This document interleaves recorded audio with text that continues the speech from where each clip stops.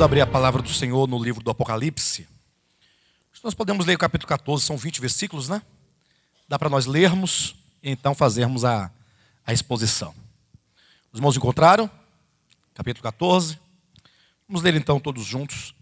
Olhei e eis o Cordeiro em pé sobre o monte Sião, e com ele 144.000, tendo na fronte escrito o seu nome e o nome de seu pai. Ouvi uma voz do céu como voz de muitas águas, como voz de grande trovão. Também a voz que ouvi era como de arpistas quando tangem a sua harpa. Entoavam um novo cântico diante do trono, diante dos 4 seres viventes e dos anciãos. E ninguém podia ou pôde aprender o cântico, senão os 144.000 que foram comprados da terra. São estes os que não se macularam com mulheres, porque são castos. São eles os seguidores do Cordeiro por onde quer que vá. São os que foram redimidos dentre os homens, primícias para Deus e para o Cordeiro. E não se achou mentira na sua boca, não tem mácula. Vi outro anjo voando pelo meio do céu, tendo um evangelho eterno para pregar aos que se assentam sobre a terra, a cada nação e tribo e língua e povo, dizendo em grande voz: temei a Deus e dai-lhe glória, porque é chegada a hora do seu juízo, e adorai aquele que fez o céu, a terra e o mar e as fontes das águas. Seguiu-se outro anjo, o segundo, dizendo: caiu a grande Babilônia, que tem dado a beber a todas as nações do vinho da fúria da sua prostituição. Seguiu-se a estes outro anjo, o terceiro, dizendo em grande voz: se alguém adora a besta e a sua imagem, e recebe a sua marca na fronte ou na mão, também esse beberá do vinho da cólera de Deus, preparado sem mistura, do cálice da sua ira, e será atormentado com fogo e enxofre diante dos santos anjos e na presença do Cordeiro. A fumaça do seu tormento sobe pelos séculos dos séculos, e não tem descanso algum, nem de dia nem de noite, os adoradores da besta e da sua imagem, e quem quer que receba a marca do seu nome. Aqui está a perseverança dos santos, os que guardam os mandamentos de Deus e a fé em Jesus. Então ouvi uma voz do céu, dizendo: escreve, bem-aventurados os mortos que desde agora morrem no Senhor. Sim, diz o Espírito, para que descansem das suas fadigas, pois as suas obras os acompanham. Olhei, versículo 14, e eis uma nuvem branca, e sentado sobre a nuvem, um semelhante a filho do homem, tendo na cabeça uma coroa de ouro, e na mão uma foice afiada. Outro anjo saiu do santuário, gritando em grande voz para aquele que se achava sentado sobre a nuvem: toma a tua foice e ceifa, pois chegou a hora de ceifar, visto que a seara da terra já amadureceu.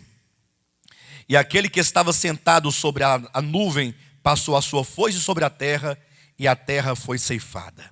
Então saiu do santuário, que se encontra no céu, outro anjo, tendo ele mesmo também uma foice afiada. Saiu ainda do altar outro anjo, aquele que tem autoridade sobre o fogo, e falou em grande voz ao que tinha a foice afiada, dizendo: toma a tua foice afiada e ajunta os cachos da videira da terra, porquanto as suas uvas estão amadurecidas. Então o anjo passou a sua foice na terra, e vindimou a videira da terra, e lançou-a no lagar, ou no grande lagar da cólera de Deus. Versículo 20. E o lagar foi pisado fora da cidade, e correu sangue do lagar até os freios dos cavalos, numa extensão de 1.600 estádios. Amém? Amém, queridos? Bem, nós estamos estudando o livro do Apocalipse, como os irmãos certamente devem saber, e nós já chegamos até o capítulo 7, o capítulo 6. Mas para que os irmãos compreendam por que nós estamos lendo agora o capítulo 14, e na semana passada nós lemos o capítulo 12, vamos explicar para os irmãos como é que funciona. Já falamos aqui outras vezes, mas é sempre bom que nós repitamos, para que os irmãos possam a cada dia mais ganhar mais e mais consciência acerca deste livro, que é um livro extremamente importante, haja vista que é um livro de revelação, revela as coisas futuras com o fim de alimentar, de regar, de cultivar a fé daqueles que creem no Evangelho, daqueles que creem em Jesus Cristo. Vejam, queridos, que esse livro do Apocalipse, ele tem basicamente 3 partes. Essa informação está em Apocalipse 1,19, quando diz que Jesus Cristo, ao aparecer para João, na ilha de Patmos, falou o seguinte: olha, João, escreve as coisas que viste, as coisas que são e as que hão de acontecer depois destas. Portanto, todos os elementos do livro do Apocalipse acontecem ou aconteceram em 3 momentos: as coisas que viste, as coisas que são e as que hão de acontecer depois destas. São palavras de Jesus Cristo que estão claramente ditas e reveladas no capítulo 1 do Apocalipse, versículo 19. O que significa que todas as pessoas, onde quer que estejam, em que tempo for, que elas lerem o Apocalipse, elas precisarão atentar para essa chave hermenêutica do Apocalipse. Ou seja, quando diz, escreve as coisas que viste, ou seja, as coisas que ele acabara de ver. Portanto, o capítulo 1 do Apocalipse, onde narra ali a visão que João teve do Cristo glorificado. O Apocalipse, ele se abre, ele se inaugura com a visão do Cristo em glória. Isso por quê? Porque se por exemplo, o Evangelho, ele conclui com a morte de Cristo e com a sua ressurreição, e aqueles que viram Cristo em sua ressurreição, ainda que tivesse um tanto diferente do modo como ele havia morrido, a ponto de os discípulos não reconhecerem a Cristo de imediato, mas ele não estava ali em ressurreição na sua glória, ele não se apresentou em glória, ele não se revelou em glória, e aí então ele foi assunto aos céus. Mas agora, no Apocalipse, ele se manifesta e se revela a João em glória, totalmente com aquela descrição do capítulo 1 do Apocalipse.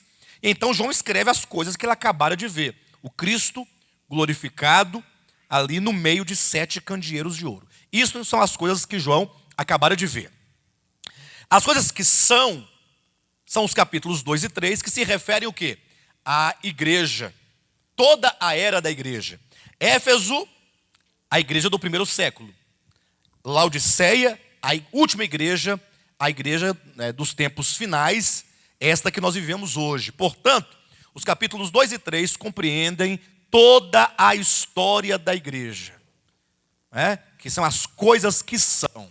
Então, nesse sentido, quando nós olhamos para o Apocalipse, onde é que nós nos encontramos no exato momento do cumprimento do Apocalipse? Estamos ali no finalzinho do capítulo 3, igreja em Laodiceia. A partir do capítulo 4, e o próprio capítulo 4, versículo 1 e 2, nos diz que a partir de então seriam reveladas as coisas que devem acontecer depois da era da igreja. Então, o nosso olhar tem que estar muito atento, no sentido de que hoje nós vivemos no final da era da igreja e, portanto, do Apocalipse, nós só temos cumprido os capítulos 1, 2 e 3. Do capítulo 4 para frente, são as coisas que terão lugar nos últimos 7 anos da história da terra, dos seus habitantes, antes que o Cristo de Deus venha em sua segunda vinda. Portanto, do capítulo 4 em diante, nós temos as coisas futuras para nós. Porque para os do 1º século, o nosso século já era também coisas futuras, né? No caso, como nós estamos no limiar da história da igreja, bem no finalzinho, então, capítulo 4 para frente, nós temos as coisas que devem acontecer. Quando João, então, é arrebatado no capítulo 4 para o céu, ele entra, aí o capítulo 4 e 5, ele passa a fazer toda uma descrição acerca do que ele viu. Ele vai descrevendo o trono, aquele que se assenta, as criaturas viventes, os 24 anciãos, até que no capítulo 5, ele nota na mão daquele que se assenta no trono, da mão do Pai, ele percebe um livro. E esse livro, como é dito, estava selado por dentro e por fora. Agora, preste bem atenção nesse detalhe. foi dito para João no capítulo 4. João, sobe para aqui e eu te mostrarei as coisas que devem acontecer depois destas. Então, se eu perguntar para vocês, o que João foi fazer lá em cima, no seu arrebatamento do capítulo 4? O que vocês vão me responder? Ele foi arrebatado para receber as revelações das coisas que devem acontecer depois da igreja, da era da igreja. Então ele sobe, quando ele chega lá, aí ele vai descrevendo, ele vê, olha, na mão do Pai tem um livro.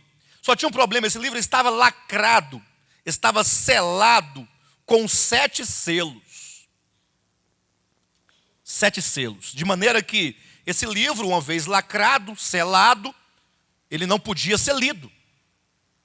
O que significava o quê? Que toda a revelação contida naquele livro era inacessível, de maneira que teve um ancião que perguntou assim: quem é digno de abrir este livro, de recebê-lo da mão do que se senta no trono desse livro e desatar os seus selos, ou sequer de olhar para ele? Aí é dito que houve um silêncio, porque nem no céu, nem na terra, nem debaixo da terra havia alguém com tamanha dignidade para receber o livro. Aí João começa a chorar, logicamente, porque João está pensando, ora, se esse livro não for aberto, então todas as coisas nele escritas, todos os decretos divinos, a economia escatológica de Deus não vai se cumprir, porque ele está lacrado. Foi aí que o mesmo ancião falou: não, João, não chores, porque eis aqui o leão da tribo de Judá, a raiz de Davi, que venceu para abrir o livro. E então o cordeiro se aproxima do pai, recebe o livro, e aí vem o capítulo 6. O cordeiro, ele abre o primeiro selo. Vamos pensar nesse livro como um rolo. Não pense como se fosse esse livro, desse formato que nós conhecemos, agora na era das gráficas, das impressoras, essas coisas todas. Era um rolo que na medida em que se tirava o lacre, ele ia se desenrolando, ó. A cada lacre, esse rolo desenrolava um pouco mais.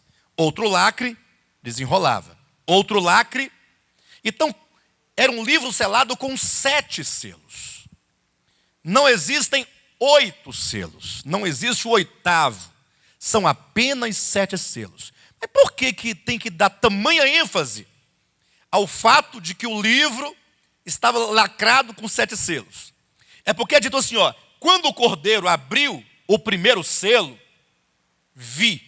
Então isso é João escrevendo o Apocalipse para nós. Ele fala assim, olha, quando o cordeiro abriu o primeiro selo, eu vi. Aí ele vai descrever o quê?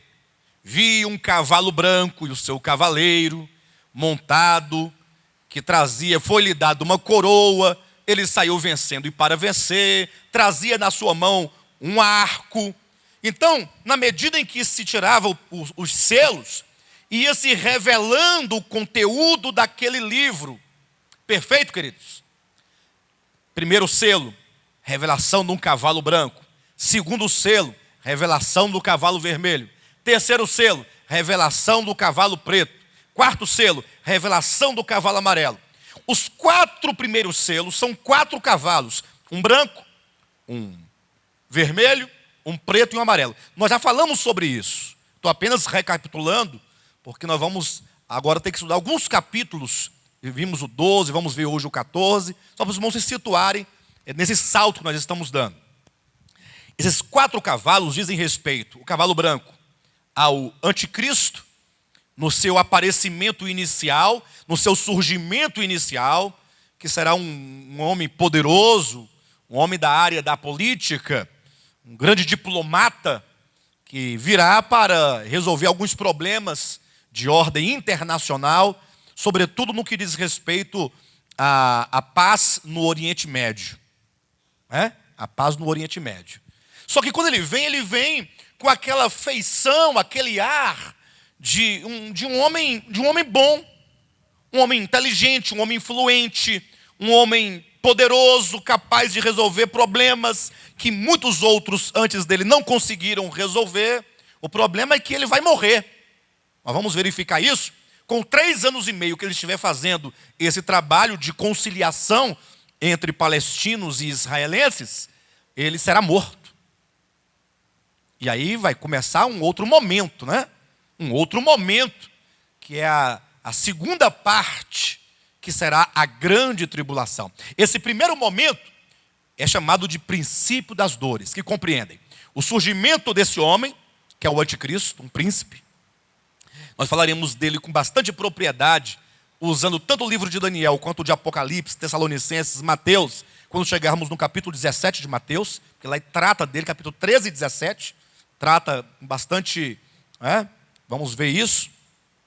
O cavalo vermelho fala de guerras que vão explodir em todo o mundo. O cavalo preto fala da fome, mas não é fome em razão da escassez do alimento, mas vai ser a fome em razão da carestia dos alimentos. É dito, não danifiqueis o azeite e o vinho. As riquezas não podem ser danificadas. As riquezas naturais não podem ser danificadas. Mas nesse caso é dito, uma medida de trigo por 1 denário. 3 medidas de cevada por 1 denário. O indivíduo trabalhar o dia inteiro para poder comprar uma medida de farinha de trigo, uma xícara de farinha de trigo, ou que seja 1 quilo de farinha de trigo. Não pode comprar nem o ovo, nem o fermento para misturar, porque o dinheiro não dá. Só pode comprar isso. Então, vai ser um tempo de tamanha carestia no mundo que a fome vai alcançar muitos lugares da terra. Muitos lugares. Depois nós temos o cavalo, o branco é o anticristo, na sua primeira fase. O vermelho são as guerras, o preto é a fome e o amarelo é a morte. Perfeito? Aí vem o 5º selo. Isso ele vai abrindo os selos, ó.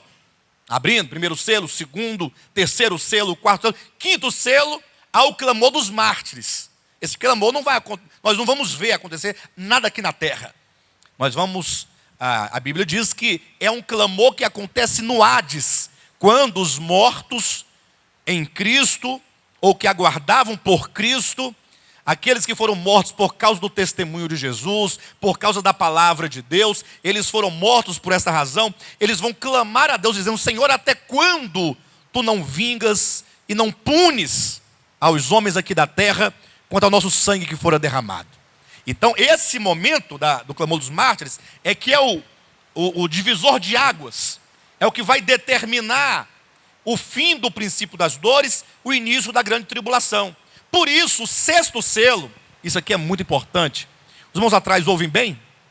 Está tudo bem, né? Por causa do barulho, mas está ok. Então, o 6º selo, portanto, o 6º selo fica depois do 5º, né? E o 5º fica antes do 4º.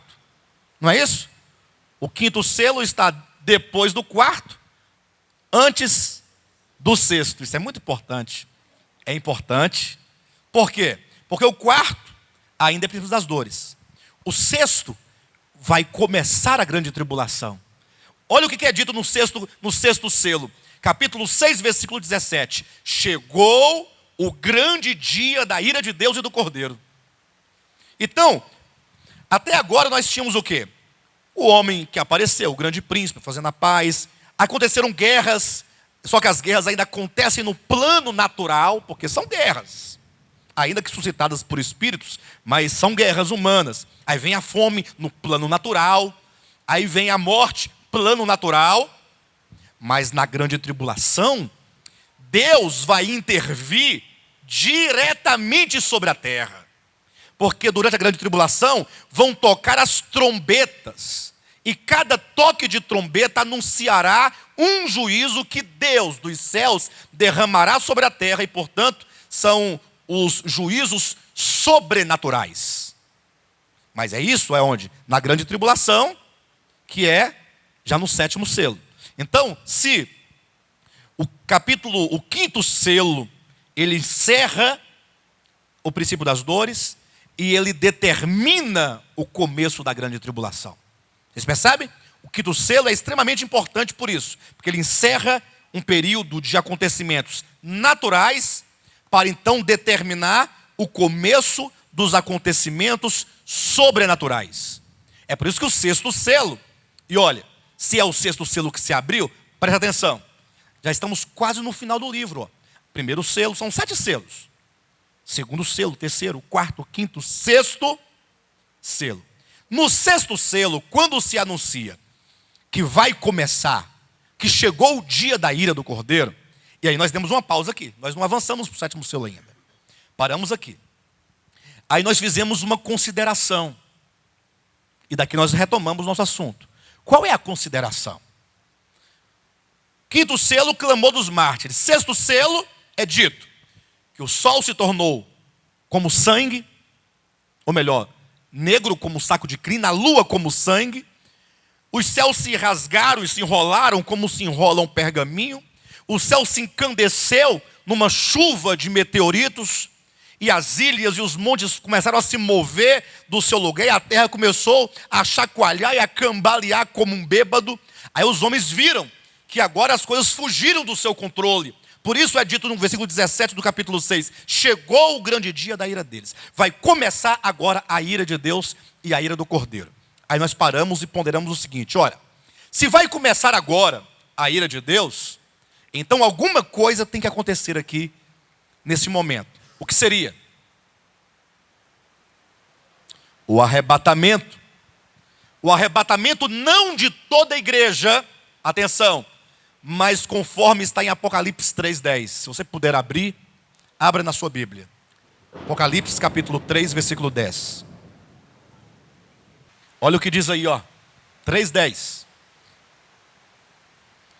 Porque guardastes a palavra da minha perseverança, também eu te guardarei da hora da provação que há de vir sobre o mundo inteiro, para experimentar os que habitam sobre a terra. Vamos mudar a ordem do versículo, os irmãos vão entender melhor se colocar assim, olha. Vamos começar a ler. Eu te guardarei da hora da provação. Tá bom? Vamos começar do eu te guardarei. Quando chegar no finalzinho, a gente volta para o início do versículo, ó. Eu te guardarei da hora da provação que há de vir sobre o mundo inteiro, para experimentar os que habitam sobre a terra, porque guardastes a palavra da minha perseverança. Ou seja, há um motivo, há uma razão, por que o Senhor vai livrar muitos da grande tribulação. Porque estes que serão livrados, eles primeiramente fizeram o quê? Guardaram a palavra da perseverança de Jesus, que é a palavra do reino. Falamos claramente na semana passada, salvo engano. De maneira que aqueles que forem tidos por vencedores, aqueles que sendo salvos, e uma vez salvos, não somente eram salvos, mas eles seguiram o Cordeiro, por onde quer que fosse o Cordeiro.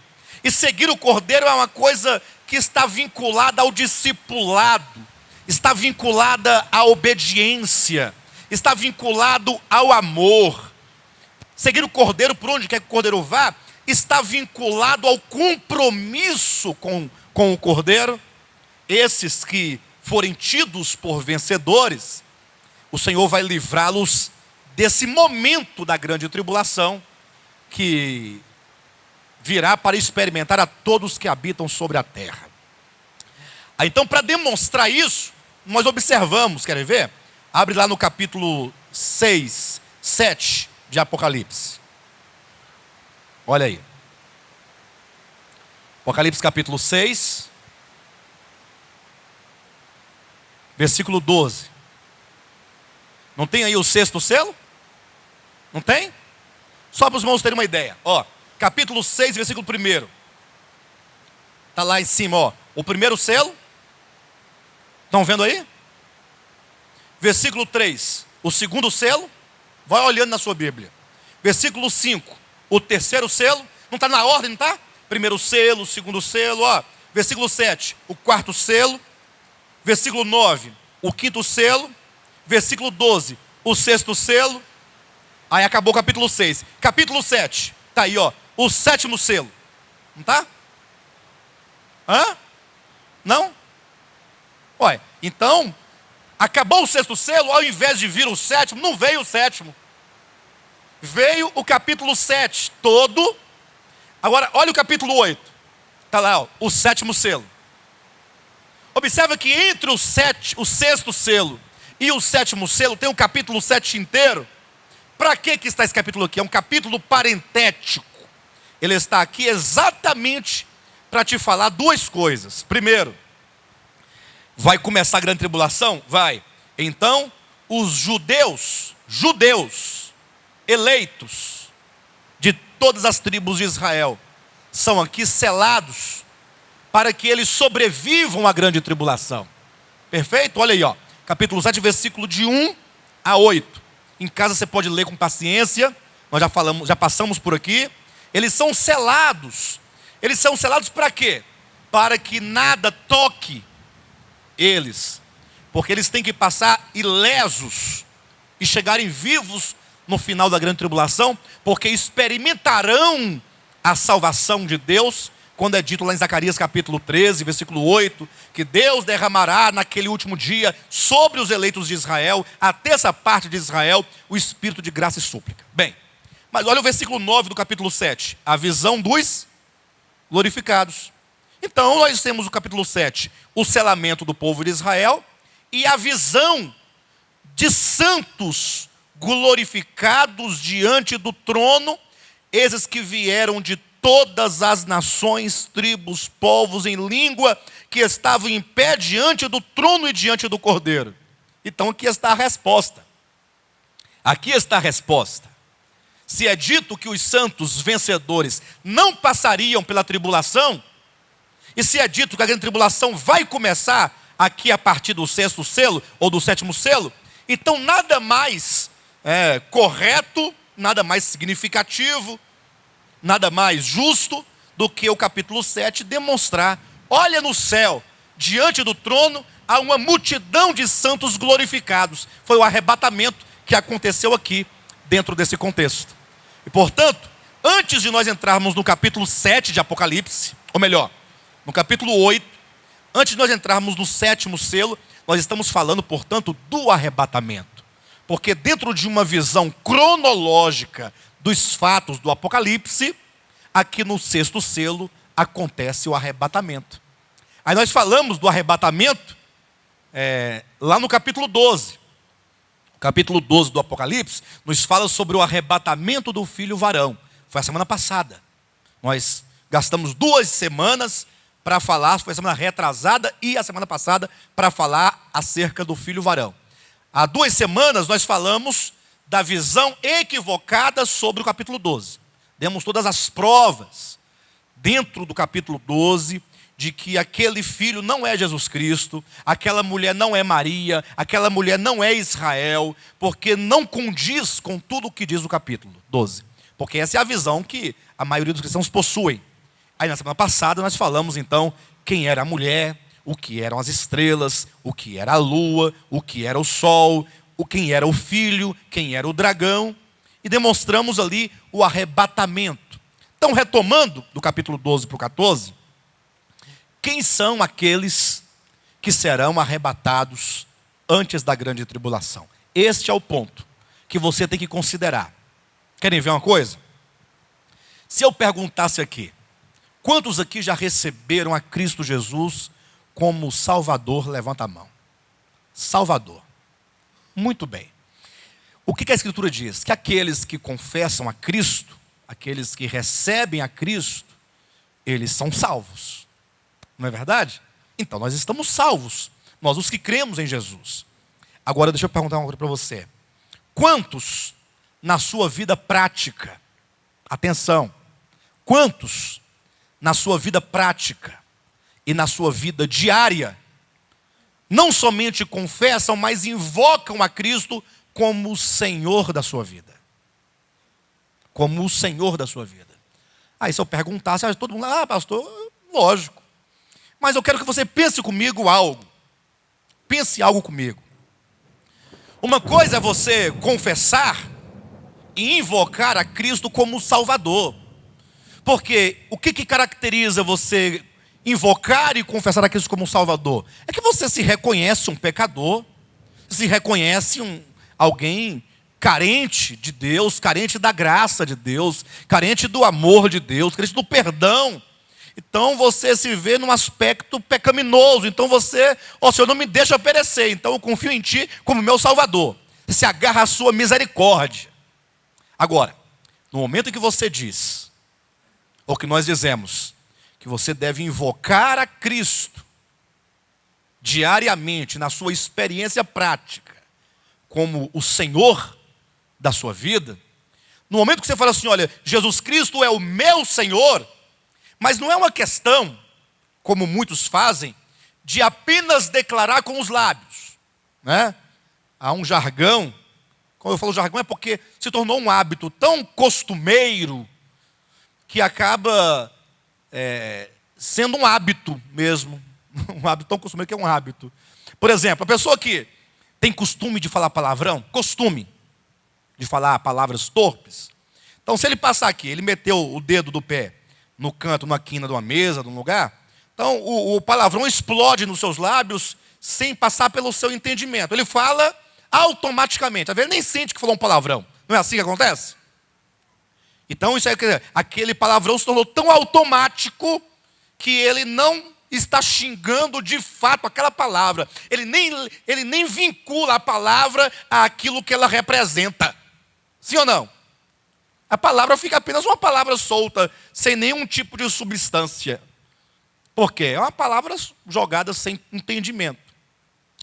Quando se cria um jargão evangélico, aí as pessoas passam a falar esse jargão de maneira tão habitual que já nem sentem mais o que estão dizendo. Também é a mesma coisa do palavrão.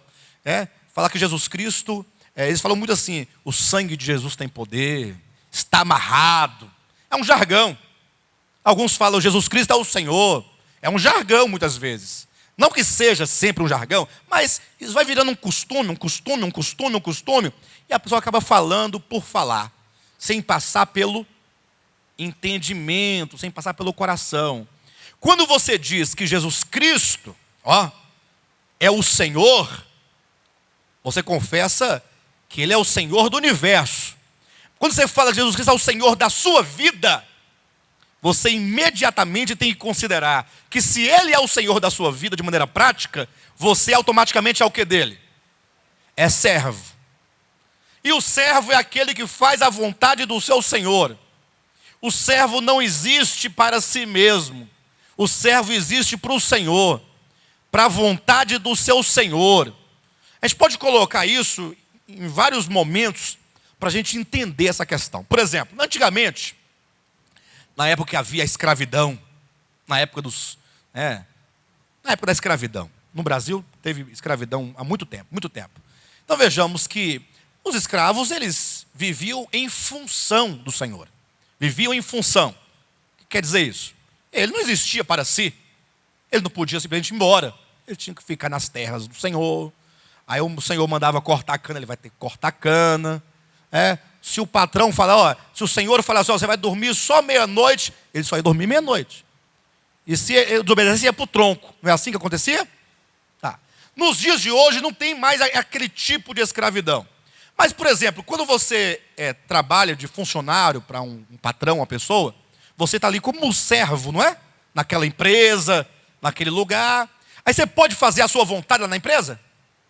Não, você tem que cumprir, aqui o horário é esse, a sua função é essa, tem que fazer desse jeito, eu não gosto que se faça assim.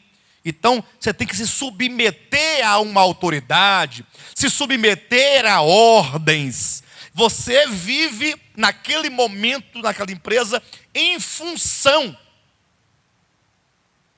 do seu, entre aspas, Senhor.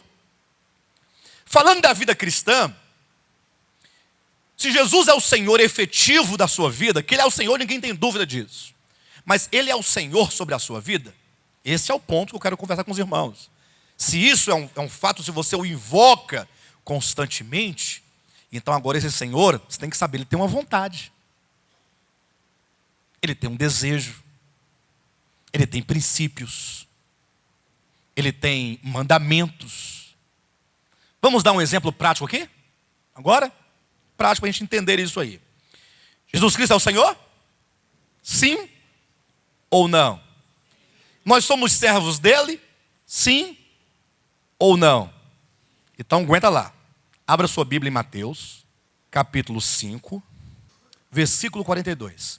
Eu quero ler só esse versículo, mas nenhum outro. Jesus é o Senhor? Nós somos servos? São palavras de Jesus. Ele fala assim, olha, dá a quem te pede.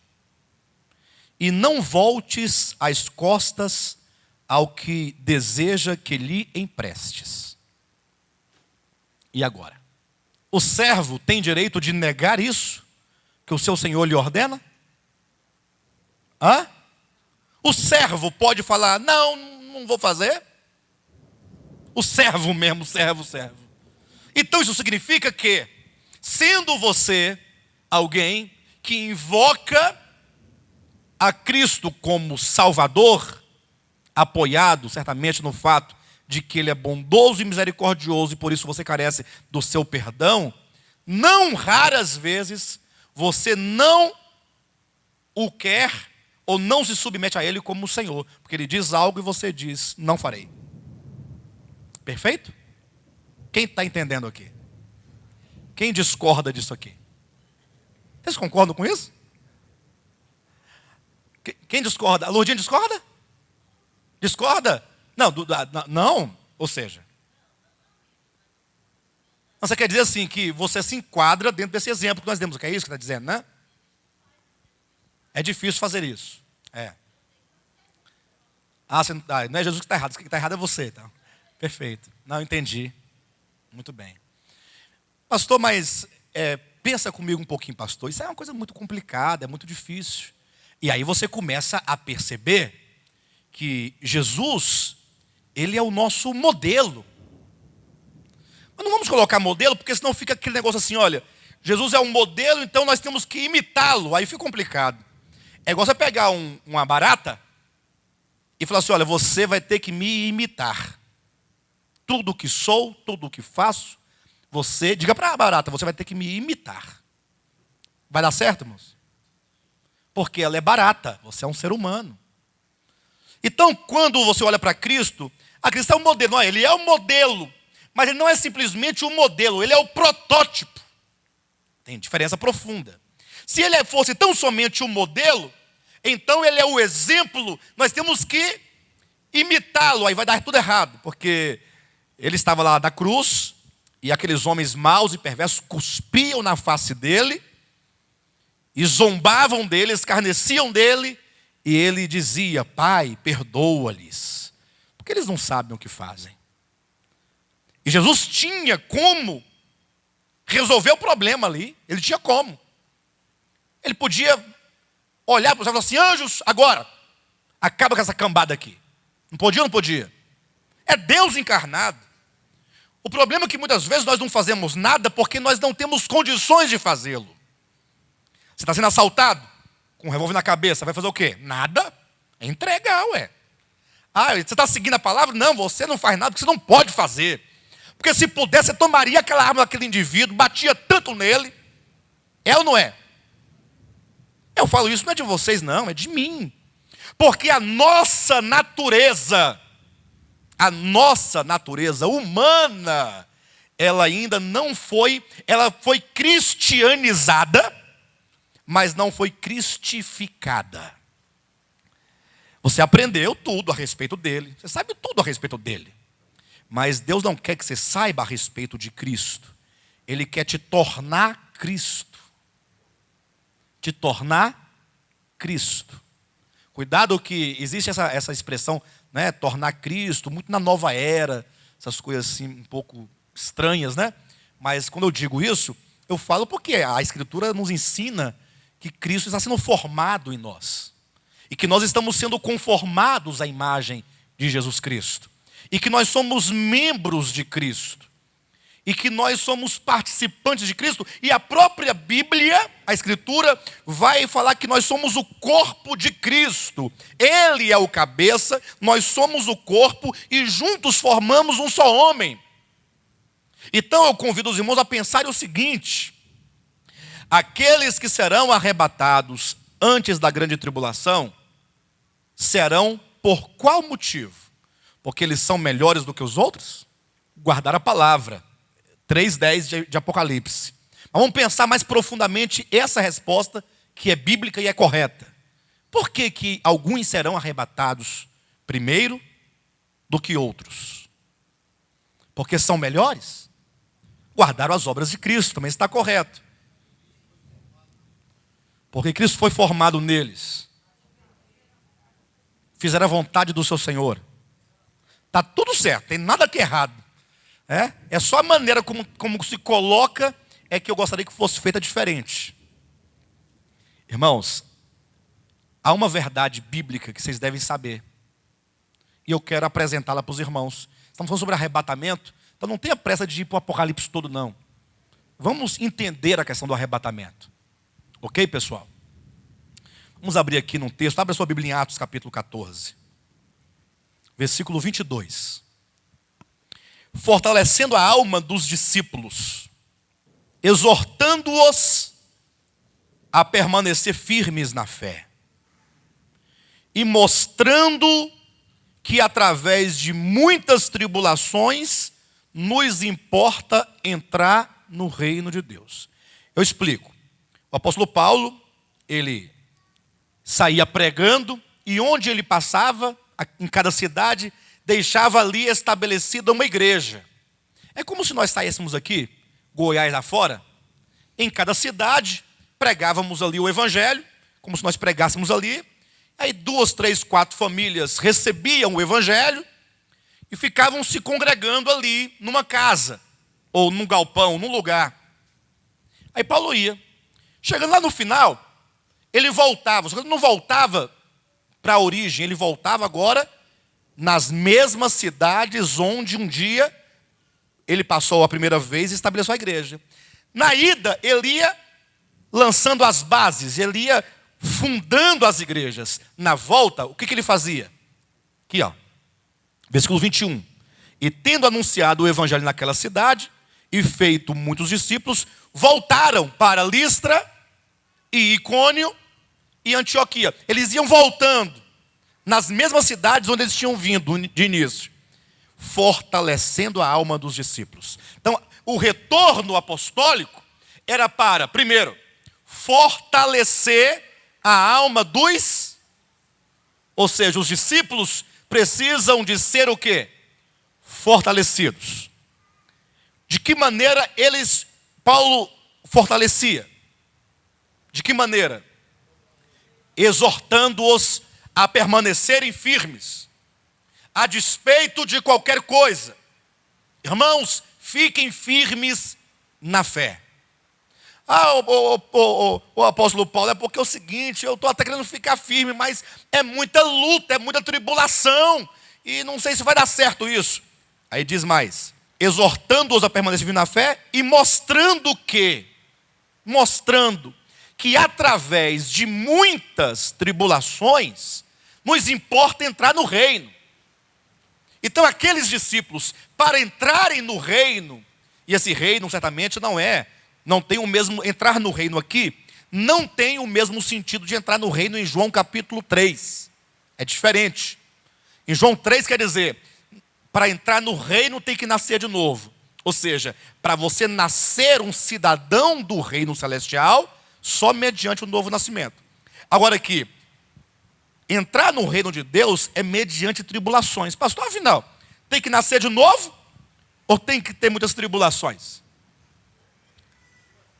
As duas coisas, só que lá é tornar-se um cidadão do reino. Todos aqui já se tornaram cidadãos do reino. Todos os que creram. Se você creu, você nasceu de Deus, é filho de Deus, cidadão do reino. Já tem a natureza celestial, divina. Agora, para você entrar no reino, no sentido temporal, que é o reino milenar, para quando Cristo voltar, você governar com Ele sobre nações, você ser um rei com Cristo, ou um co-rei com Cristo, porque Ele vai governar sobre toda a terra no reino milenar, e aqueles que vencerem reinarão com Ele, há uma condição. Importa que por meio de muitas tribulações entremos. Então para entrar tem que sofrer? Não, não tem que sofrer. Para entrar, você tem que estar já trabalhado por Deus, já conformado a Cristo. Todos vão passar por isso. Só que as tribulações, elas acontecem, não é porque Deus não ouve a sua oração. Eu já orei tanto, mas Deus parece que não me ouve, não me responde, já fiz campanha, já dei dinheiro, vendi casa, já jejuei, já taquei óleo nas paredes, não resolveu nada. Não é que Deus é mau, é que Deus sabe o tanto que você, enquanto um filho, enquanto um servo, tem uma dura cerviz, uma coluna dura. Sabe aquele filho que o pai fala com ele e ele... Quem já viu isso?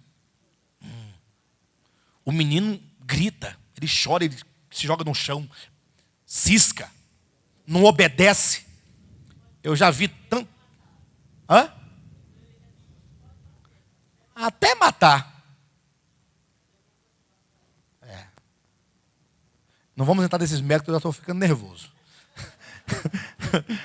Mas vamos que é assim.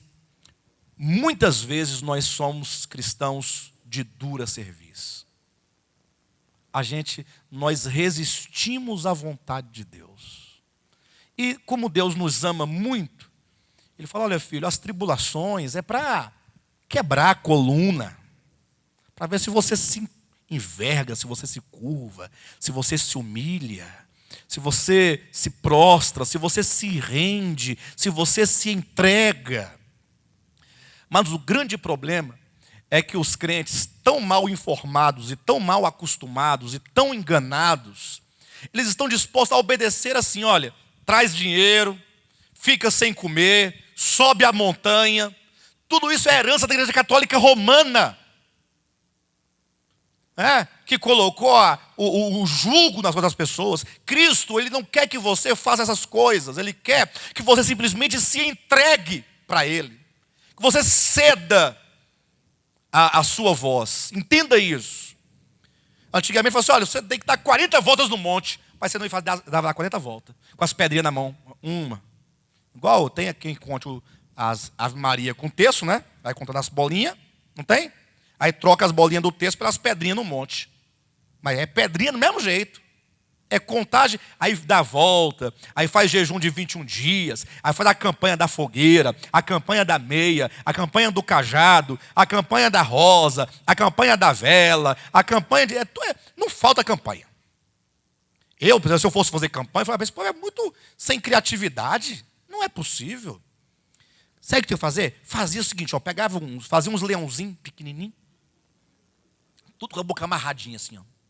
Falava assim, olha, assim como Daniel foi jogado na cova dos leões, os leões não devoraram Daniel, se você levar esse leãozinho, você vai colocar na sua estante, no seu escritório, o diabo vai estar com a boca amarrada. O leãozinho custa R$1.000. Tem que ser inteligente, velho. Menos? Não, tá barato? Não, tem que ser mais? Eu não sei. Aí não. Não, depois edita. Aí vai que o pessoal faz o leãozinho, né? Rapaz, o pessoal tem uma ideia boa. Aí depois, isso fica uns 3 meses. Aí depois agora, nova campanha. Aí você faz um outro leãozinho, um pouquinho maior, com a boca aberta. É o leão da tribo de Judá, que vai devorar o leãozinho. É mais 1.000, mais 5.000, sei lá. Você vai inventando essas coisas, vai fazendo, e o povo vai... Mas isso o povo está disposto a fazer. Agora, lembram de Jacó? Jacó, lá do Antigo Testamento, filho de Isaac. Jacó, ele lutava desde o ventre para ser primogênito. Ele não precisava disso, porque já tinha uma promessa, o mais velho servirá ao mais moço. Bastava ele confiar em Deus, mas não. Passou a vida todinha com trambique, com engano, com mentira, com luta, com tudo. No último dia, nos últimos dias da sua vida, estava lá ele no val de Jaboque lutando, até que o Senhor tocou, O Senhor tocou na sua coxa. E aí ele, naquele momento, quando o Senhor tirou a força da sua perna, que ele ficou manco, que agora ele ia precisar de um cajado para se apoiar, aí ele viu a força de Deus, descobriu a sua fraqueza, aí ele se entregou. Então todos nós temos que chegar nesse estágio de entrega, porque nós lutamos tanto, brigamos tanto, com tanta ambição, com tanto orgulho, com tanta pretensão, com tanta coisa que nós não podemos dizer que somos servos autênticos de Deus, muitas vezes. Muitas vezes. Quando eu falo servo, eu falo no sentido efetivo e prático da palavra, quando o Senhor diz, e você fala, sim, Senhor. Sim, Senhor. Então, as muitas tribulações, o Senhor permite que nós estejamos no meio delas, para elas irem trabalhando circunstâncias tais que nós vamos nos sentindo incapazes de lutar contra aquilo. Você tem que parar de lutar. Enquanto você estiver lutando, Deus vai mandar provação. Pode lutar à vontade. No dia que você desmaiar e cair e falar assim, eu parei, confio só no Senhor. Opa, agora está começando a funcionar. Olha outro texto aqui. Abre em 1 Tessalonicenses, ou é 2 Tessalonicenses, capítulo 1. Colossenses, capítulo 1. 2 Tessalonicenses. Olha bem essa verdade aqui, ó. Vamos começar a partir do versículo 3. Olha, irmãos, cumpre-nos dar sempre graças a Deus no tocante a vós outros, como é justo, pois a vossa fé cresce sobremaneira, e o vosso mútuo amor de uns para com os outros vai aumentando, a tal ponto que nós mesmos nos gloriamos de vós nas igrejas de Deus, à vista da vossa constância e fé em todas as vossas perseguições e nas tribulações que suportais. Atenção para esse detalhe. Paulo está dizendo, olha, vocês têm crescido tanto no amor, crescido tanto na fé. A igreja de Tessalônica era uma igreja que crescia, era uma igreja sadia. Não era problemático igual Corinto, não. Era uma igreja boa. Essa é uma igreja boa. Para você, olha, vocês crescem tanto, ó, a vossa fé cresce sobremaneira, e o vosso mútuo amor de uns para com os outros vai aumentando, a tal ponto que nós, apóstolos, quando vamos visitar as igrejas, nós falamos bem de vocês, nós nos gloriamos. Olha, pensa nos irmãos abençoados. Além de eles estarem cheios de fé e o amor mutuamente só cresce, eles têm uma fé constante em todas as perseguições e em todas as tribulações. Eu pergunto, se essa igreja era uma igreja tão boa, que tinha tanta fé e tanto amor, por que tinha perseguições e tribulações? Por que tinha? Vamos continuar a ler. Sinal evidente. Pausa. O que é sinal evidente? O que é sinal evidente? Vamos ler o versículo anterior. Versículo 4. A tal ponto que nós mesmos nos gloriamos de vós nas igrejas de Deus, à vista da vossa constância e fé, em todas as vossas perseguições e nas tribulações que suportais. Sinal evidente. Essas tribulações e as perseguições é um sinal, é uma prova, e é um sinal evidente, é um sinal claro do reto juízo de Deus. Tribulações e provações constituem-se em juízo de Deus. A verdade que eu queria dizer para os irmãos é: ninguém escapará do juízo de Deus. Ah, pastor, mas aí não. Eu pensava que eu aceitei Jesus e fiquei livre do juízo, agora eu vou sofrer mais juízo. Pense comigo isso. Aí está dizendo aqui, ó, sinal evidente do reto juízo de Deus. Mas por que, pastor? Esse juízo de Deus sobre minha vida, por que será? É só você ler aí, o João está certinho lá. Ó. Sinal evidente do reto juízo de Deus, para que sejais considerados dignos do reino de Deus. Olhem para mim por um momento, com toda honestidade, por um momento. Só você e Deus agora aí no seu coração. Pensa no reino de Deus. Como é o reino de Deus? É cheio de amor? Cheio de justiça? É? O reino de Deus. De quem é esse reino? Esse aqui é do capeta, não. Então sai daí. E esse reino é do demônio. Sai daí. Esse aqui não, esse aqui é o reino de Deus. Então, se é o reino de Deus, né? Então, é uma coisa muito boa, né? Sabe que só tem amor, alegria, paz, longanimidade, só tem Deus. Ele governa, Ele reina. Eu pergunto, se você entrar aqui dentro, esse reino vai continuar assim? Cheio de paz? Cheio de alegria? Cheio de mansidão? Cheio de justiça? Ou você vai atrapalhar tudo lá dentro? Daqui a pouco está uma bagunça, uma confusão. O que foi? Não, chegou um indivíduo aí agora e começou a fofocar daqui para lá, e mentira, e inveja, está corrompendo o reino de Deus. Não, fala a verdade. As pessoas se enganam quando vão para as igrejas. Falam assim, não, eu vou para as igrejas, porque a igreja de crente só tem reino de Deus. Aí chega aqui e se escandaliza, porque está um mentiroso aqui, um fofoqueiro aqui, um que comprou e não pagou aqui, o outro que está olhando para a mulher do outro aqui. É uma bagunça só. E isso é aqui. Aqui é assim. É assim, desse jeito aqui, ó. É na Assembleia de Deus, é na Batista, é na Presbiteriana, é na Metodista, é na Católica, na IURD. Isso é em todas as igrejas. Nenhuma escapa. Nem aqui, pastor? Nem aqui. Por quê? Porque são pessoas que precisam de ser trabalhadas, quebrantadas, precisam aprender de Cristo, precisam receber de Cristo. É um processo de cura, de transformação, de mudança. Por isso que a gente não pode ter a igreja como sendo aquela religiosidade de domingo. Não, você congrega para você receber, para você buscar, para você compreender, para você ser iluminado. O Espírito Santo vai te iluminando, Ele vai te ensinando, Ele vai semeando no coração a palavra, o entendimento.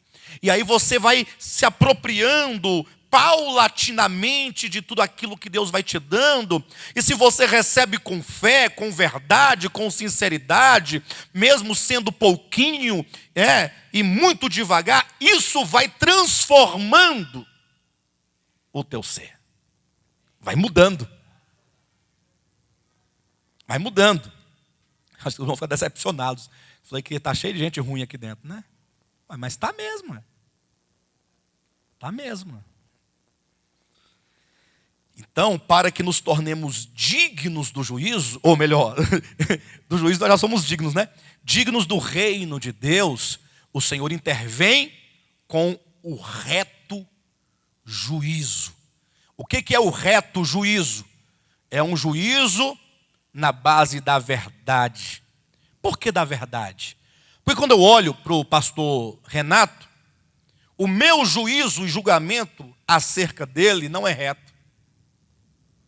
Está cheio de preconceitos, que eu olho para ele e só em olhar eu já tenho uma interpretação do que ele é.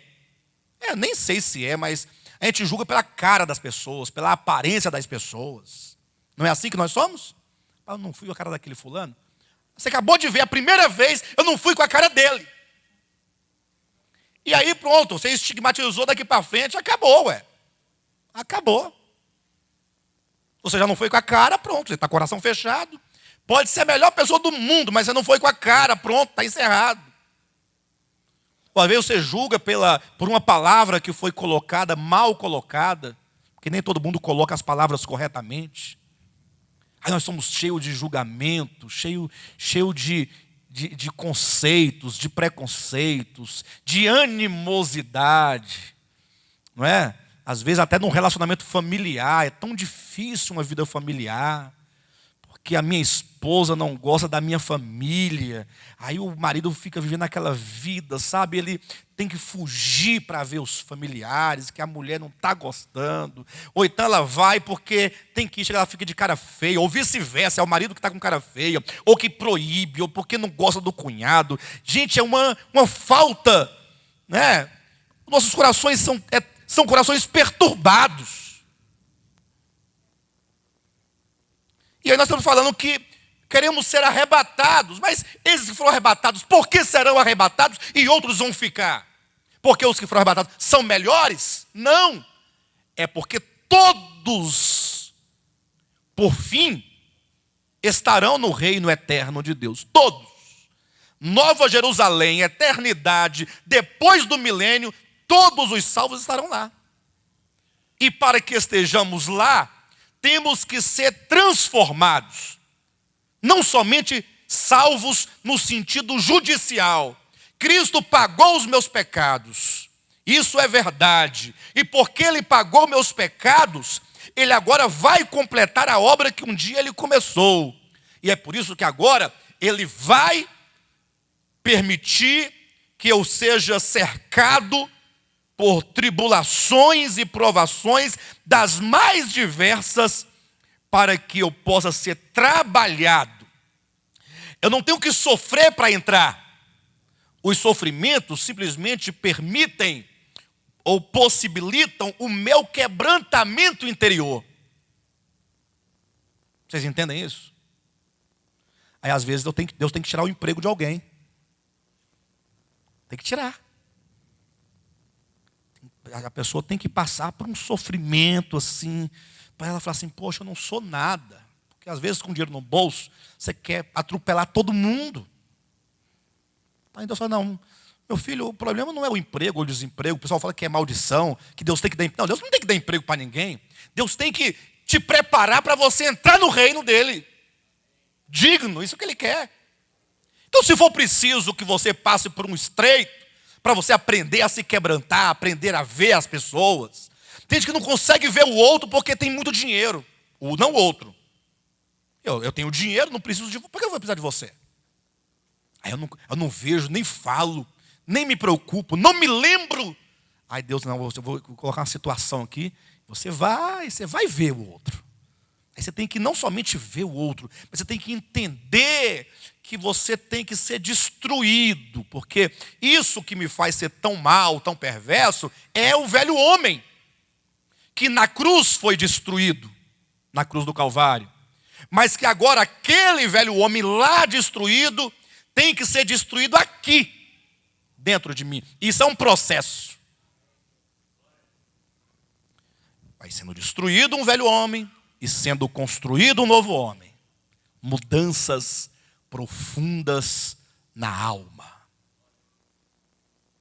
Essa é a verdadeira bênção de Deus.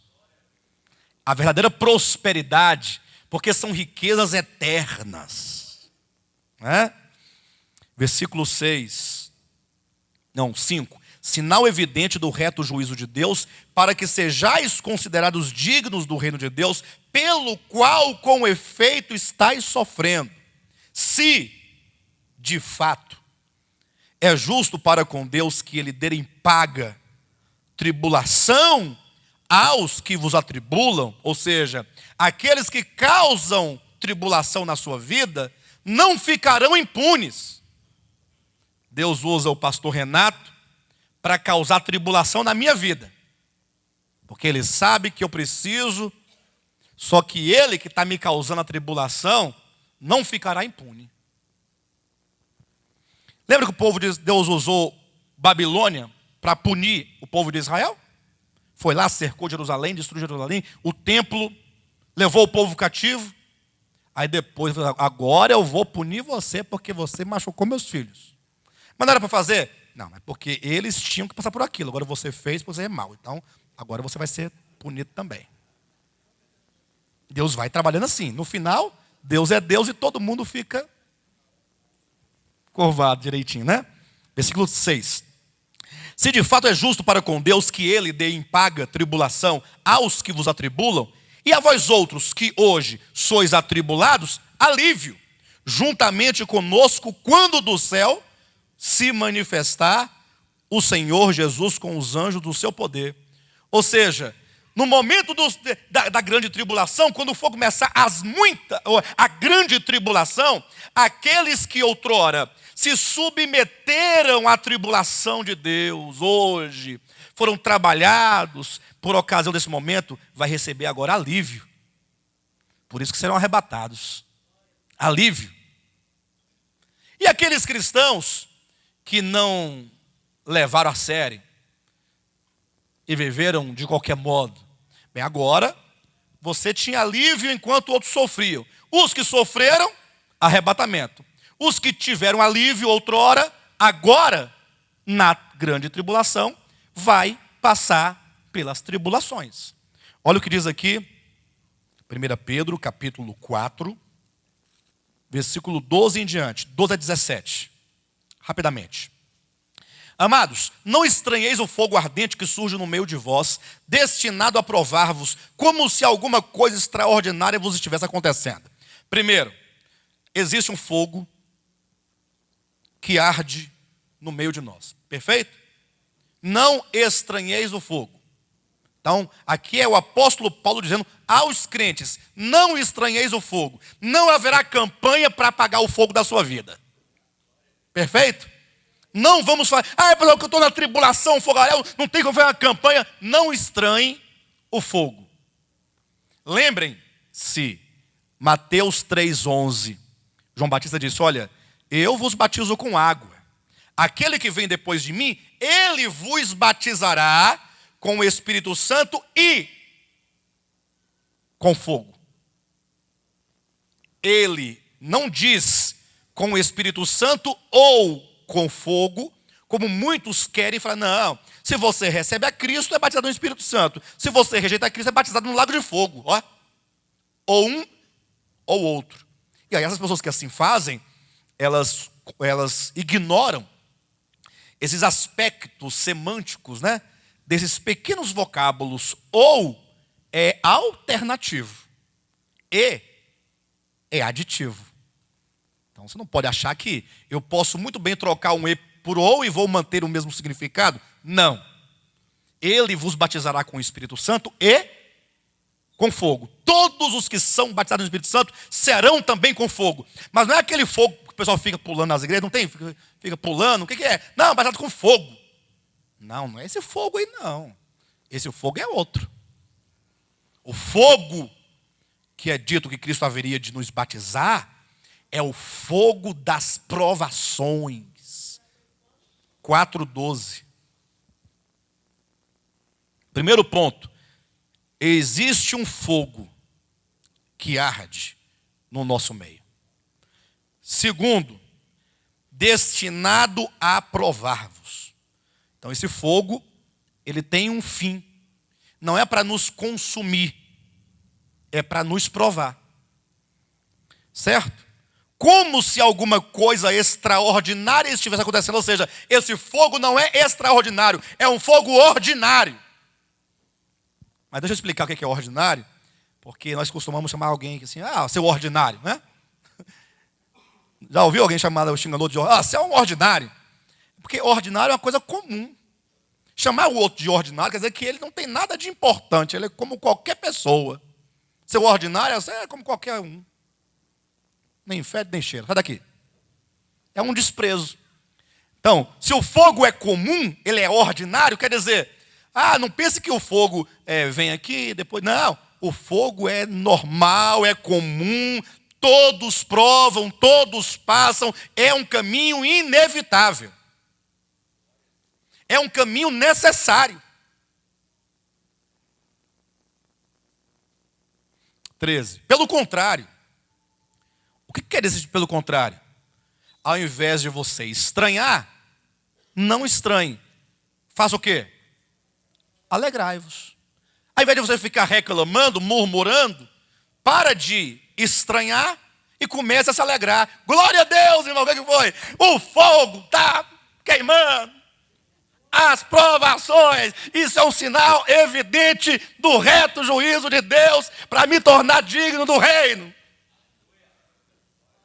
Porque se não estiver queimando, é de preocupar. Será que eu sou um filho mesmo? Porque que filho há que o pai não disciplina? Porque se estáis sem disciplina, logo não sois filhos. Hebreus capítulo 12. Alegrai-vos, na medida em que sois coparticipantes dos sofrimentos de Cristo, para que também, na revelação de sua glória, vos alegreis exultando. Observa que os que serão arrebatados, eles guardaram a palavra da perseverança de Cristo. Essa perseverança é de Cristo e, portanto, os que são arrebatados, eles se unem a Cristo. na luta pelo reino, na luta pela palavra, na luta pelas vidas, na luta pela humanidade, na luta pelo bem, na luta pelas coisas boas, pela luz, pela verdade. O que é o seguir a Cristo? É você ingressar num caminho da busca, da procura do bem, do bom, da luz, da verdade. Aí você vai ter que ir de encontro a você mesmo. Terá que ir de encontro, porque tudo de ruim está aqui dentro de mim. Tudo de ruim. Vocês estão entendendo? Quem está entendendo? Quem não está entendendo? Eu sei que é um discurso, né? Esse discurso aí joga a gente para baixo. Tem que fazer aquele discurso autoajuda, né? Você vai vencer porque você é bom, porque Deus está contigo. Não, isso aí é para enganar as pessoas. É verdade que Deus está conosco para nos ajudar, só que temos que pensar Cristo e pensar a sua palavra segundo a Escritura. É verdade que nós vamos vencer, mas você tem que ter clareza do que deve ser. O que é Cristo? É Deus encarnado, andando entre os homens. Portanto, você tem Deus e você tem o homem. O homem não é Deus, e Deus não é o homem. Deus é eterno, incriado, mas o verbo, num dado momento, ele se fez homem. Ele entrou no ventre de Maria, onde lhe foi gerado um corpo humano. Então, o que é Cristo? O que é o Cristo de Deus? É Deus habitando o homem. Você é cristão? Você é cristão? Cristão não vem de Cristo. É Deus habitando você. E agora, esse Deus que habita em nós, ele vai chegar e ele vai ver uma cena mais ou menos assim. Esse Deus encarnado aqui é homem, mas é Deus, mas é homem. Não é isso? Não é Deus? Mas é homem, mas é Deus.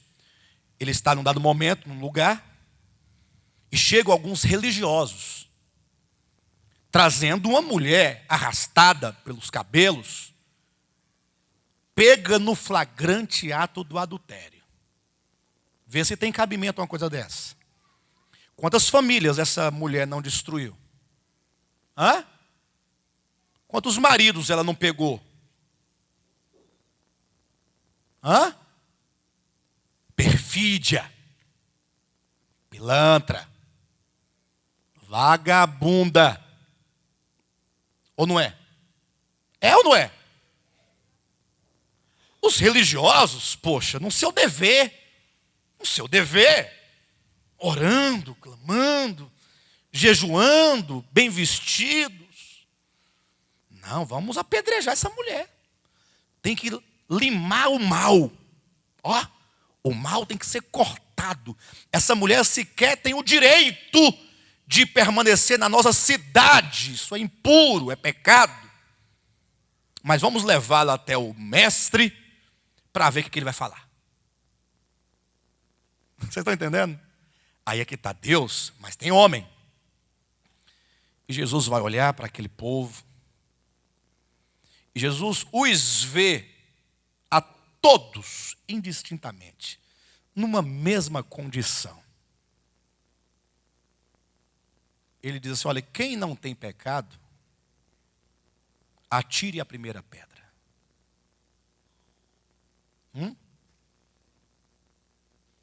Quem que não tem pecado, atira a primeira pedra. Você veja que a primeira coisa que ele faz é iluminar as consciências. Que vocês parem de julgar e parem de querer exercer juízo e considerem-se a si mesmos.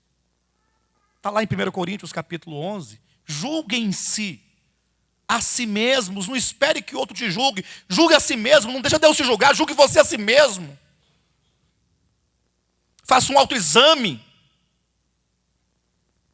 Aí quando os homens saíram envergonhados, não ficou ninguém. Aí agora era o momento de Cristo agora dar uma lição, né? De moral. Mulher, vou te falar uma coisa. eu te livrei dessa, hein? Ó, dessa você se livrou. Agora da segunda, negativo. Mais do que justo, não? Mais do que justo. Mas ele não fez isso. O que ele fez? Ele perguntou assim: onde estão os teus acusadores? Ninguém ficou aqui para te condenar? Ele disse: ninguém. Aí ele disse: eu também não te condeno. Eu também não te condeno. Vai e não peques mais. Não é vem. Agora vai ter que ser meu discípulo aqui, amarrado aos 12, para aumentar o meu exército aqui, trazer a grana, o dízimo. Né? Não, vai. É para a liberdade que ele nos chamou. Vai. Não é vem. Então tudo isso tem que ser tratado em nosso coração. Quando você olhar para uma prostituta e você não julgar e você não condenar. Ao invés de xingar, de babar, de gritar, de praguejar, amaldiçoar. Tudo isso que eu estou dizendo é apenas para que nós sejamos iluminados e vejamos o quanto que nós, para sermos arrebatados, não é que nós temos que fazer isso, é que nós devemos começar a buscar a Deus, falar: Senhor, eu preciso que Tu realizes em mim uma obra tal. Se você orar dessa maneira, sabe o que vai acontecer? Sabe o que vai acontecer? Amanhã, quando você estiver numa dada circunstância, o Espírito Santo te fará lembrar da palavra e da oração. É a oportunidade sua. Ele te fará lembrar. Aí você vai lembrar o que foi pregado e que você orou pedindo a Deus. Quando você se lembrar, porque Ele te fará lembrar, Ele vai ficar te aguardando. Se você vai se dobrar diante dEle e falar: Senhor, ajuda-me agora. Vença em mim essa natureza. Ou se você vai ignorar o falar dEle e você vai atropelar tudo. Depende de você. Depende de você. É uma escolha. Quando você estiver numa provação, sempre que nós estamos em provação, a primeira coisa que nós vamos, sabe o que é? Por quê que Deus permite que aconteça isso comigo? Olha, como se porventura nós fomos as pessoas, né, mais dignas de qualquer outra coisa. Não. Por que não é? Porque você precisa disso. Você precisa da esposa que você tem. Você precisa do esposo que você tem. Dos filhos que você tem. Do emprego que você tem. Você precisa do desemprego que você tem. Você precisa dessa enfermidade que você tem, dessa dor que você tem, para que você seja reduzido. Reduzido.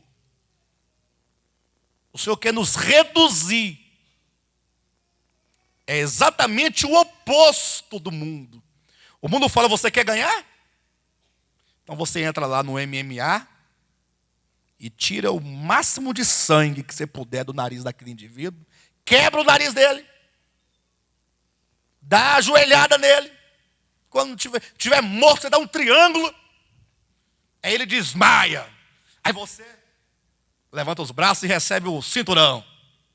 Não é assim? Esse é o mundo. Por que nós temos que nos reduzir? Ele fala assim: olha, aquele que ganhar a sua vida, perder-la. Quem quer perder? Quem quer perder? Não, observa. Aquele que ganhar a sua vida, perder-la. Quem quer perder a vida? Vocês querem ganhar a vida? Se querem ganhar a vida, eu sei que a pergunta é difícil de responder, porque como é um jogo, você nunca sabe o que eu estou perguntando de fato. Né? A verdade é o seguinte, irmãos, olha, nós queremos é ganhar a vida. Quem quer perder a vida? Nós queremos ganhar a vida. Ou não queremos ganhar a vida? Vocês não querem ganhar a vida? Vocês estão tão assim reduzidos a nada. Pastor, eu não quero ganhar nada, eu não sou nada. Eu sou um velho, não é isso. Nós queremos ganhar a vida. É por isso que nós queremos ganhar, que hoje nós vamos perder. Vamos perder porque queremos ganhar. Olha a inteligência. Porque a lei do reino dos céus é: quem ganha, perde. E quem perde, ganha. Foi por isso que Cristo na cruz do Calvário, ele ganhou, porque perdeu. Quem ganhou lá na cruz do Calvário? Foi Jesus crucificado, morto? Ou foi Satanás, seus anjos, os homens perversos? Quem ganhou? É difícil responder. Porque Jesus ganhou porque perdeu. Portanto, ele ganhou e perdeu. E os homens ganharam, porém perderam. De todo modo, fica aí o jogo, para vocês ficarem todinho. Só mais um pouquinho para a gente encerrar aqui. Versículo 17. Porque a ocasião de começar o juízo é chegada pela casa de Deus. Então, o juízo começa por onde? Onde é que começa o juízo? Olha o versículo 18. E se é com dificuldade que o justo é salvo, ou seja, o justo, você é justo, santificado, justificado. Esse salvo não é salvo do inferno, do fogo. É salvo esse processo de salvação. Ó, você é salvo. Salvo aqui, ó. Não é salvo lá. É salvo disso aqui, ó, que está dentro de você. Se é com dificuldade que o justo é salvo, onde vai comparecer o ímpio? Sim, o pecador. Ou seja, o justo, que é o salvo, é o amados do versículo 12, é o crente em Jesus Cristo, ele é salvo dentro de um processo de muita dificuldade. Porque o juízo de Deus começa por nós, pela casa de Deus. Ah, pastor, então qual o sentido? O sentido é que imagine o ímpio, então. Você imagina o ímpio. Não pode nem comparar. De todo modo, os que serão arrebatados serão, porque ao longo da sua experiência, eles vieram de grande tribulação. Querem ver? Apocalipse capítulo 7. Olha aqui, ó. Capítulo 7, versículo 9. Depois dessas coisas vi, e eis grande multidão que ninguém podia enumerar, de todas as nações, tribos, povos e línguas, em pé diante do trono e diante do Cordeiro, vestido de vestiduras brancas com palmas nas mãos. Tem aqui uma multidão de pessoas diante do trono, vestiduras brancas, palmas nas mãos. Versículo 13. Um dos anciãos tomou a palavra dizendo: estes que se vestem de vestiduras brancas, quem são e de onde vieram? Quem são? É a pergunta. E de onde vieram? Respondi-lhe: meu senhor, tu sabes. Ele então me disse: são estes os que vêm de grande tribulação. Lavaram suas vestiduras e as alvejaram no sangue do Cordeiro. Vestiduras, a gente logo pensa em vestes, né? Então, com vestiduras brancas. Aí a gente começa a levar para as coisas espirituais o conceito terreno. Entenda, a Bíblia é um livro escrito numa linguagem antropomórfica. O que é antropomórfica? É uma linguagem de forma humana. Fala-se de coisas celestiais em figuras humanas, para você entender essas coisas.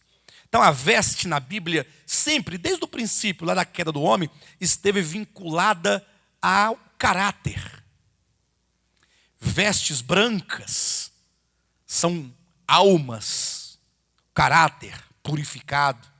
Por isso que eles alvejaram as suas vestiduras no sangue do Cordeiro.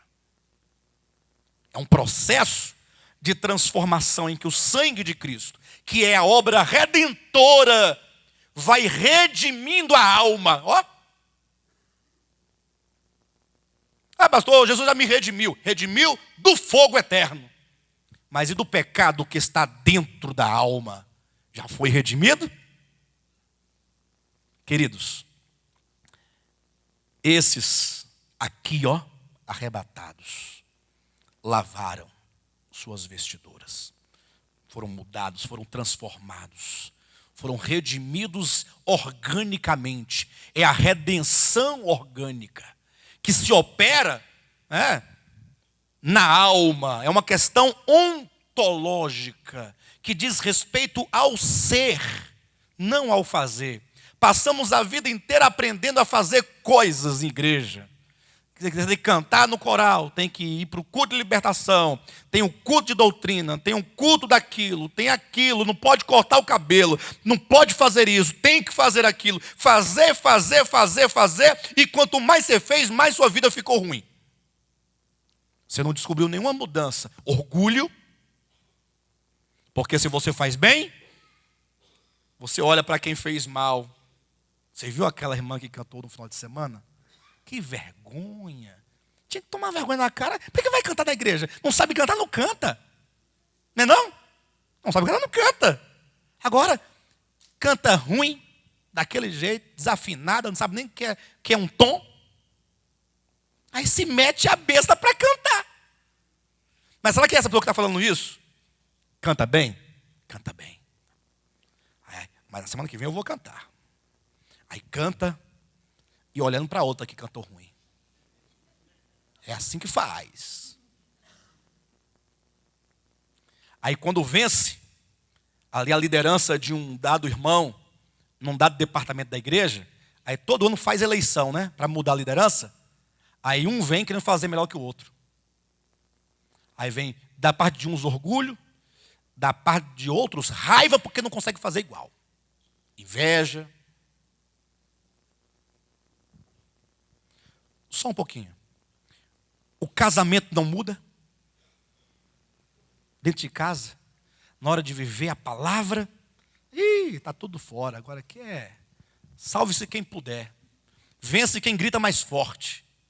Quem tiver o grito mais forte, vai vencendo. No trabalho, é pior que um ímpio muitas vezes. A ver, o ímpio está lá, o ímpio não está nem olhando para as mulheres, mas o crente não consegue tirar o olho das mulheres da rua. Porque poda tanto na igreja, que quando escapa um pouquinho, falou, opa, o pastor não está aqui, agora eu posso olhar. Aí o ímpio olhou, já cansou de olhar, não vou olhar mais não, tanta mulher, não aguento mais não. Aí o crente fica querendo encontrar um espaço para escapar do irmão, para poder olhar.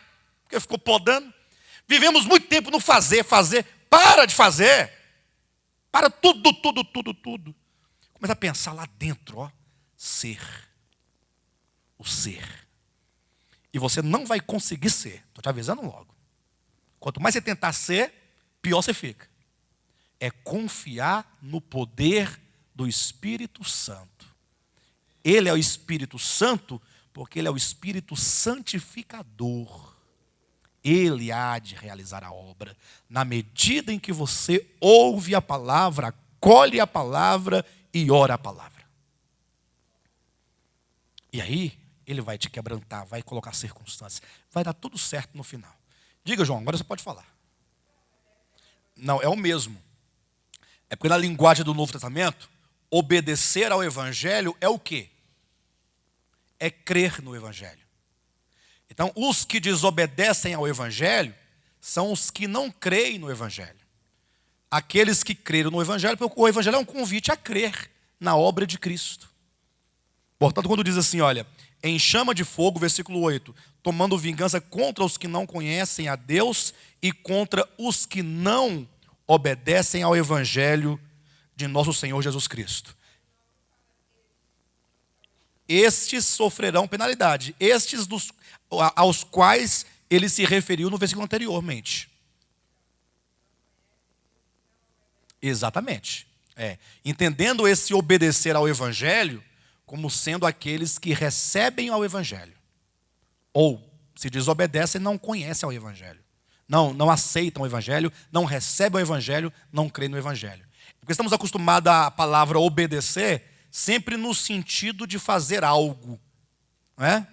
E quando o Evangelho chega, qual é o convite do Evangelho? Creiam no Evangelho.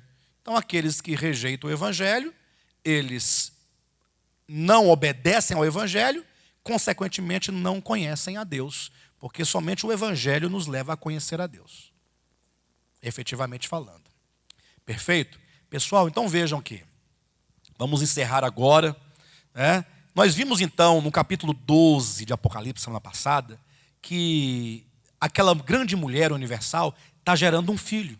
O filho varão. Aquele filho varão são estes, todos estes, que passaram por esse processo transformador. Ah, pastor, o que eu tenho que fazer? Quais são as virtudes? Não é? Quais são as virtudes? O que tem que fazer? Você quer saber todas elas? Leia os evangelhos e olhe para Cristo. Olhe para Cristo. Comece desde ali o seu ministério, que é quando ele se envolve com as pessoas. Ele vai conversar, vai pregar, vai operar. Ele vai passar 3 anos e meio ali, olha. Aí você olha para ele e comece a ver nele todo o reflexo da sua alma, do seu pensamento. Veja o seu falar, o seu proceder. E você verá que aquilo que Deus quer de nós é aquilo que Cristo é. Razão porque ele diz que nós estamos sendo conformados à imagem dele. Então, é isso que nós temos que buscar. Essa mudança. Que só o Espírito Santo pode operar dentro. Não busque outra coisa. Despreze tudo que você aprendeu que não contribui para essa mudança efetiva. Você pode, com os lábios, falar alguma coisa e não ser aquilo que você fala. Você pode fazer algo com suas mãos e não ser aquilo que você faz. Lembra dos fariseus e escribas? Deus falou para eles o seguinte: olha, vocês dão o dízimo do endro, do cominho e da hortelã, e negligenciais as coisas mais importantes da lei: a justiça, a fé e a misericórdia. Então, dar o dízimo do endro é fácil. Atentar para a misericórdia é outra coisa. Vamos buscar isso, irmãos. Coloque isso diante do seu coração. E eu tenho certeza que vai dar certo. Nós lemos o capítulo 14, não pudemos chegar lá, o tempo não deixou eu chegar lá. Eu queria chegar lá no 14, no início da leitura. Eu queria demonstrar aqui as primícias sendo colhidas, que também são os cristãos vencedores. Mas aí não tem problema não, a gente tem muito tempo, até Jesus voltar. A tribulação é enquanto for necessário. Enquanto for necessário. Enquanto for necessário. É igual um tratamento. A pessoa vai fazer um tratamento, é ruim, você tem que ir para o hospital, não é? Fazer hemodiálise, tomar injeção, cirurgia, não tem essas coisas tudo de hospital? E quando é que você vai? Enquanto for preciso. Depois que não precisar mais, você não vai mais. Então, o tratamento tem uma função, ele tem uma finalidade. Deus não nos dá sofrimento pelo sofrimento. Deus não tem prazer em ver você ficar sofrendo. Não, o sofrimento tem uma finalidade. Cumpriu a finalidade, não tem problema mais nenhum. É por isso que tem uns que sofrem mais do que os outros. Queridos, Deus abençoe vocês. Espero que vocês voltem aqui depois dessa palavra.